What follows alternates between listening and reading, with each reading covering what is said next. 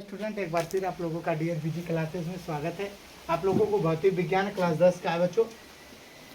2023 के लिए बहुत इंपॉर्टेंट क्वेश्चन है बच्चों। पॉलीहेडिंग क्या है? प्रकाश का परावर्तन है। इसकी परिभाषा होती है, जब प्रकाश की किरण किसी परावर्तक तल से टकराकर वापस उसी माध्यम में चली जाए तो उसे प्रकाश का परावर्तन कहते हैं। आ रही किरण तो आपतित किरण होती है, जा रही किरण तो परावर्तित किरण तथा आपतन बिंदु पर देखिए, ये आपतन बिंदु पर खींचा गया जो है आपका यह अभिलंब है।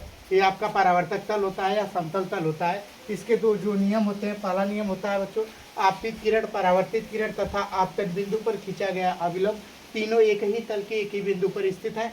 दूसरा होता है बच्चों आपतन कोण। ये जो आपतित किरण है इसलिए इसको आपतन कोण बोलते हैं, परावर्तित किरण है तो इसको बोलते हैं परावर्तन कोण। तो आपतन कोण तथा परावर्तन कोण आपस में बराबर होते हैं, अर्थात कोण आई बराबर क्या होता है बच्चों? कोण आर होता है। ठीक है बच्चों, प्रकाश का अपवर्तन है दूसरा हेडिंग, समतलों पर होता है प्रकाश का अपवर्तन। इसका क्या होता है परिभाषा? ये देखिए, वायु होता है जो विरल माध्यम होता है, जल क्या होता है आपका पानी जो है सघन माध्यम होता है।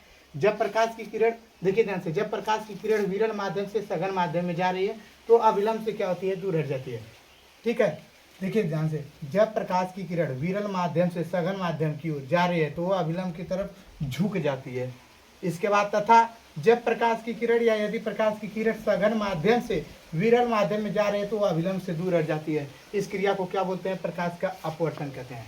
ध्यान में रखिएगा, दूर हट जाती है, इस क्रिया को क्या बोलते हैं? प्रकाश का अपवर्तन कहते हैं। इसके दो नियम होते हैं। पहला नियम होता है आपतित किरण, अपवर्तित किरण तथा आपतन बिंदु पर खींचा गया अभिलंब तीनों एक ही समतल में स्थित होते हैं। देखिए, जो प्रकाश का अपवर्तन होता है वह समतलों पर होता है, इसलिए बोलेंगे क्या? तीनों एक ही समतल पे स्थित होते हैं। दूसरा नियम होता है किन्हीं दो माध्यमों के बीच एक वर्णीय प्रकाश के लिए, किन्हीं दो माध्यमों के बीच अपवर्तन में एक वर्णीय प्रकाश के लिए आपतन कोण की ज्या साइन आई तथा अपवर्तन कोण की ज्या साइन आर परस्पर समानुपाती होते हैं। इसे स्नेल का नियम भी कहते हैं, अर्थात साइन आई प्रोपोर्शनल क्या होता है? साइन आर होता है। तो साइन आई बराबर करेंगे एन साइन आर, एन बराबर करेंगे sine I upon sine R. जहां एन समानुपाती नियतांक है इसे अपवर्तनांक भी कहते हैं। ठीक बच्चों, संबंध होता है गोलीय दर्पण की फोकस दूरी एफ तथा दर्पण से वस्तु की दूरी यू, प्रतिबिंब की दूरी बी में जो संबंध होता है वह 1/f बराबर क्या होता है? 1/b प्लस की क्या होता है बच्चों? 1/u होता है। और गोलीय दर्पण की जो वक्रता त्रिज्या और फोकस दूरी में संबंध होती है बच्चों, वह होता है f बराबर r/2, या इसको r बराबर 2f लिखते हैं। देखिए बच्चों ध्यान से, जो f होता है, u होता है, v होता है, यदि आपका अवतल दर्पण, ये देखिए वक्रता त्रिज्या, कभी कभी आपको क्या है कि f नहीं देता है तो वक्रता त्रिज्या दे देता है। तो क्या होता है कि यदि अवतल दर्पण है, कौन सा दर्पण है बाबू? यदि अवतल दर्पण रहेगा तो उसमें सबका मान ऋणात्मक होता है। यदि उत्तल दर्पण रहेगा बच्चों तो u बस ऋणात्मक होता है और बकिया सब क्या होते हैं? धनात्मक होते हैं। ओके, ठीक। एक अवतल दर्पण की वक्रता त्रिज्या 30 सेंटीमीटर है तो उसकी फोकस दूरी क्या होगी बच्चों? इसकी फोकस दूरी होगा क्या होगा? देखिए ध्यान से, ये कौन सा दर्पण है? अवतल दर्पण। तो वक्रता त्रिज्या बोला है बच्चों, तो वक्रता त्रिज्या, वक्रता त्रिज्या पर क्या होता है बच्चों? आर होती है। आर बराबर कितना दिया है? आर बराबर के 30 सेंटीमीटर दिया है। कितना सेंटीमीटर है बच्चों? 30 सेंटीमीटर है। तो देखिए फोकस दूरी क्या हो जाएगी? अवतल दर्पण तो फोकस दूरी जो वक्रता त्रिज्या में संबंध होता है यह बराबर क्या होता है? r/2 होता है। ध्यान में रखिए, अवतल दर्पण है तो बच्चों ये आपका क्या हो जाएगा? -30 सेंटीमीटर। तो यह बराबर क्या हो जाएगा? -30 बटे के कितना होगा? 2। फोकस दूरी कितनी होगी? माइनस के कितना बच्चों? 15 सेंटीमीटर। ठीक बच्चों, एक दूसरी सवाल है, ये अवतल दर्पण से 20 सेंटीमीटर दूर रखी वस्तु का वास्तविक प्रतिबिंब 30 सेंटीमीटर दूर बनता है। दर्पण की फोकस दूरी ज्ञात कीजिए। कौन सा दर्पण है बच्चों? अवतल दर्पण है तो क्या है? 20 सेंटीमीटर दूर रखी गई है। तो वस्तु की दूरी क्या है बच्चों? वस्तु की दूरी आपकी कितनी है? u बराबर कितना है? 20 सेंटीमीटर। और इसके बाद क्या दिया है? वास्तविक प्रतिबिंब जो है, प्रतिबिंब की दूरी क्या है बच्चों? प्रतिबिंब की दूरी क्या होती है? v बराबर कितना दिया है बच्चों? 30 सेंटीमीटर। एक कौन सा दर्पण है बच्चों? अवतल दर्पण, तो इसलिए दोनों क्या होंगे? माइनस होंगे। अब क्या है कि फोकस दूरी आपको ज्ञात करना है बच्चों। क्या निकालना है? फोकस दूरी आपको निकालना है। तो फोकस दूरी अब बराबर क्या होगा? Question mark. जो संबंध होता है दर्पण का तो 1/f बराबर 1/b प्लस के क्या होगा? 1/u। तो 1/f बराबर 1/b का मान कितना है? -30 है, प्लस के 1/u का मान कितना है -20 है, तो 1/f बराबर क्या होगा -1/30 प्लस -1 बटे के क्या होगा 20, तो 1/f बराबर क्या होगा 30-20 का एलसीएम कितना होता है 60, 30 दूनी 60 -2 -3 हो जाएगा बच्चों, तो 1/f बराबर -5 बटे के कितना 60, तो 1/f बराबर कितना होगा 1 बटे के कितना होगा 12 माइनस में, तो f बराबर कितना होगा -12 सेंटीमीटर। यदि बच्चों कभी कभी ये होता है कि आपका अवतल दर्पण जो है प्लस में आ जाता है, तो ध्यान में रखना अवतल दर्पण जो हमारा जो प्रतिबिंब आखिरी बनता है वो आभासी बनता है, सीधा बनता है, वस्तु से बड़ा बनता है, तब वहाँ पर वो यूज करेंगे कि यह वस्तु से बड़ा है या इतना दूरी सेंटीमीटर, ये आपका क्या माइनस है, तो लिखेंगे इसका प्रतिबिंब जो है 12 सेंटीमीटर दूर फोकस दूरी पर जो भी हो कैसा बनता है वास्तविक बनता है, वस्तु से क्या बनता है छोटा बनता है। ठीक है। नेत्र लेंस की जो समंजन क्षमता होती है बच्चों उसकी परिभाषा होती है नेत्र लेंस द्वारा अपनी फोकस दूरी को आवश्यकता अनुसार परिवर्तित कर लेने की क्षमता को समंजन क्षमता कहते हैं। किसको समंजन क्षमता? नेत्र लेंस की समंजन क्षमता कहते हैं।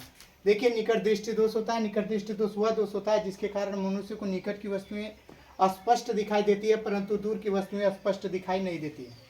इसके बाद इसका कारण होता है, इस दोष का सामान्य कारण नेत्र गोलक का कुछ लंबा हो जाना, इससे लेंस तथा रेटिना के बीच की दूरी कुछ अधिक हो जाती है तथा असमंजित दशा में अनंत पर स्थित वस्तुओं से आने वाली समांतर किरणें रेटिना पर केंद्रित न होकर उसके पहले ही प्रतिबिंब बनाती हैं, अतः रेटिना पर स्पष्ट प्रतिबिंब नहीं बनता है। उसका चित्र देखिए बच्चों बनाया है, देखिए यह रेटिना से पहले ही बना देता है। इसके बाद इसका निवारण क्या होता है? निकट दृष्टि दोष में अनंत स्थित वस्तुओं का प्रतिबिंब रेटिना के पहले ही बन जाता है। यदि आपकी समांतर किरणों को नेत्र लेंस पर पड़ने के पहले कुछ अपसरित कर दिया जाए तो वे लेंस से कुछ दूर हटकर रेटिना पर प्रतिबिंब बना सकती हैं। अतः निकट दृष्टि दोष के निवारण के लिए नेत्र के सामने चश्मे में एक अवतल लेंस जो होता है अपसारी लेंस का प्रयोग किया जाता है। उसका देखिए चित्र यह बना है। ठीक है बच्चों दूरदृष्टि दोष होता है। दूरदृष्टि दोष वह दोष है जिसके कारण मनुष्य को दूर की वस्तुएं स्पष्ट रूप से दिखाई देती है परंतु निकट की वस्तुएं स्पष्ट रूप से दिखाई नहीं देती है। इसका कारण क्या होता है? दूरदृष्टि दोष का दोष जो है दो कारणों से उत्पन्न हो सकता है। पहला नेत्र गोलक का कुछ चपटा हो जाना अर्थात नेत्र में लेंस तथा रेटिना के बीच की दूरी सामान्य से कम हो जाती है। दूसरा होता है बच्चों नेत्र की समंजन क्षमता का कम हो जाना या पूर्णतः नष्ट हो जाना। निवारण क्या होता है बच्चों? इस दोष का निवारण करने के लिए चश्मे में उपयुक्त फोकस दूरी के उत्तल लेंस का प्रयोग किया जाता है। उत्तल लेंस जो है अभिसारी लेंस होता है। यह लेंस सामान्य निकट बिंदु पर स्थित वस्तु से आने वाली किरणों को कुछ अभिसरित कर देता है जिससे नेत्र लेंस द्वारा बना अंतिम प्रतिबिंब लेंस की ओर आकर रेटिना पर बनने लगता है। ठीक है। विद्युत आवेश के प्रवाह की समय दर को क्या कहते हैं? विद्युत धारा कहते हैं बच्चों।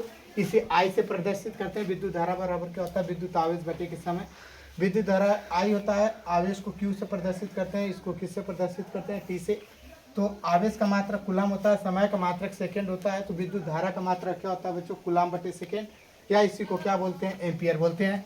1 एम्पियर की परिभाषा होती है। 1 एम्पियर वह विद्युत धारा है जो निर्वात अथवा वायु में 1 मीटर की दूरी पर रखे दो लंबे सीधे व समांतर तारों में प्रवाहित होने पर प्रत्येक तार की एकांक लंबाई पर 2 × 10⁻⁷ न्यूटन का आकर्षण अथवा प्रतिकर्षण का बल उत्पन्न करती है। इसके बाद रीडिंग होती है बच्चों विद्युत विभवांतर। विद्युत विभवांतर क्या होता है कि एकांक धनावेश को विद्युत परिपथ के किसी एक बिंदु से दूसरे बिंदु तक प्रवाहित होने में जो कार्य करना पड़ता है उसे उन दोनों बिंदुओं के बीच का विद्युत विभवांतर कहते हैं। इसे भी से प्रदर्शित करते हैं। विद्युत विभवांतर बराबर होता है कार्य बटे के प्रवाहित आवेश, मात्रक क्या होता है? जूल बटे के कूलाम या वोल्ट। इसके बाद क्या होता है बच्चों? विद्युत विभव बच्चों एकांक धनावेश को अनंत से विद्युत क्षेत्र के किसी बिंदु तक लाने में जो कार्य करना पड़ता है उसे इस बिंदु का विद्युत विभव कहते हैं। इसे भी v से प्रदर्शित करते हैं। विद्युत विभव बराबर भी कार्य बटे के विभव आवेश होता है। इसको विद्युत विभव को v से, कार्य को w से, आवेश को q से प्रदर्शित करते हैं। इसका मात्रक क्या हो जाएगा? जूल बटे के कूलाम। जूल बटे कूलाम को ही क्या बोलते हैं बच्चों? वोल्ट। क्या बोलते हैं? जूल बटे कूलाम की ही वोल्ट बोलते हैं। इसके बाद ओम का नियम आता है। ओम का नियम क्या होता है? किसी चालक की भौतिक अवस्था विशेषता ताप में कोई परिवर्तन न हो तो उसमें से होकर बहने वाली विद्युत धारा सिरों पर लगाए गए विभवांतर के अनुक्रमानुपाती होती है। V proportional I V equal करेंगे तो IR हो जाएगा बच्चों, जहां R समानुपातिक स्थिरांक है जिसे चालक का विद्युत प्रतिरोध कहते हैं या प्रतिरोध कहते हैं, यह भी लिख सकते हैं। प्रतिरोध क्या होता है, परिभाषा इसकी, किसी चालक द्वारा विद्युत धारा के प्रवाह में डाली गई रुकावट को चालक का प्रतिरोध कहते हैं। इसे आर से प्रदर्शित करते हैं। आर बराबर क्या होता है, V अपान आई। अब V का देखिए प्रतिरोध का मात्रक क्या होगा, V का वोल्ट होता है, I का धारा जो है विद्युत धारा का मात्रक एम्पियर होता है। वोल्ट बटे एम्पियर को क्या बोलते हैं, ओम बोलते हैं। ठीक है, प्रतिरोध का मात्रक क्या होता है, ओम होता है।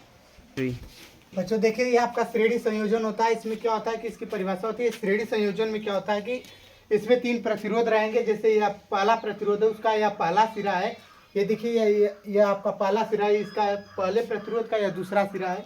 फिर यह दूसरा प्रतिरोध है, इसका पहला सिरा यहाँ पर है, दूसरा सिरा यहाँ पर है।